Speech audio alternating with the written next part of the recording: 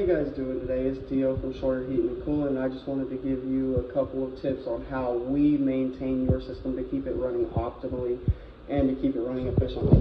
First of all, as you see here, there's no blower in there because we have already pulled it. So what that means is we're going to go ahead and take our antibacterial BioFresh spray here to make sure that there's no microbials or make sure there's no lingering smells on the inside of the unit. Once we get this sprayed on in here real nice and good, we go ahead and wipe it all down just to make sure, like I said, there's no lingering bacteria or anything in here. Alright, once we get it all down and good and it looks, you know, presentable, I'm going to go ahead and take you guys outside to the blower, okay? Hey guys, we're back outside now. The blower's all taken apart over there. But there is a couple of tips that I wanted to show you guys here. So, 1/10 of an inch of this dust right here on this blower will reduce your energy efficiency by about 10%.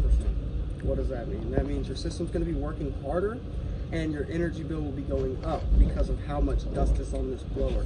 So the benefits of our cleaning is we actually take this wheel out of the cage, as you see, and we scrub each fin individually in order to make sure that this wheel is completely clean. So we like to use our spray here to make sure that this dust comes off a little bit easier for us because it can be a pain in the neck to get off of this blower wheel if it's years of caked up dust. So we're gonna let this sit here for about 10 minutes before we go ahead and touch it with our scrubber or with our hose, so that way we can let this chemical sit in and break that dust down.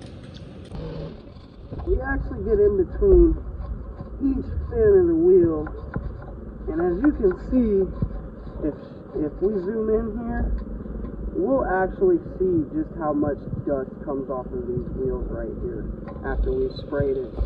Hey guys, so over here at Schroyer, we actually have a policy where we remove our tail bars. The reason is because all of this leftover debris that's been slung into the unit by, you know, maybe landscapers or just over time in general can actually put a strain on this coil pretty bad. Also, if you guys will follow me around to the backside, you'll notice how much dryer that we actually have back here. But that's just because there's a dryer vent right here. So what we got to do in order to protect this customer's unit is we got to go ahead and completely clean out this condenser coil with soap and water, and also make sure that we wash it from the inside out. The reason we wash it from the inside out is so that way anything that's already trapped on the inside of that coil, we're not washing it back inside or further into that coil. Essentially just making sure that that system stays squeaky clean. You can see after we get our hail guard off and go ahead and do our first rinse or scrub, everything like that, you can see the inside of the coil looks really good. We sprayed all of that down.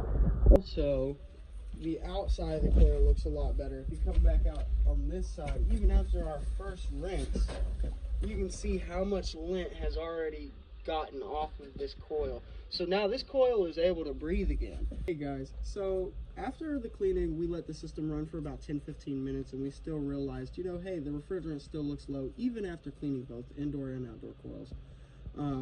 So what we're going to do here is we're going to use our blue spray here to detect any leaks outside.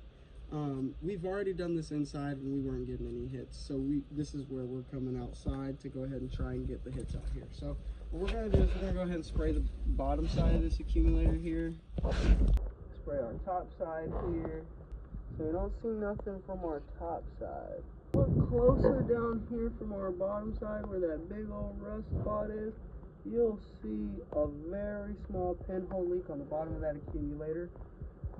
So what we're going to do is we're going to go ahead and give the customer options to repair versus replace and see what they say and see which option they go with.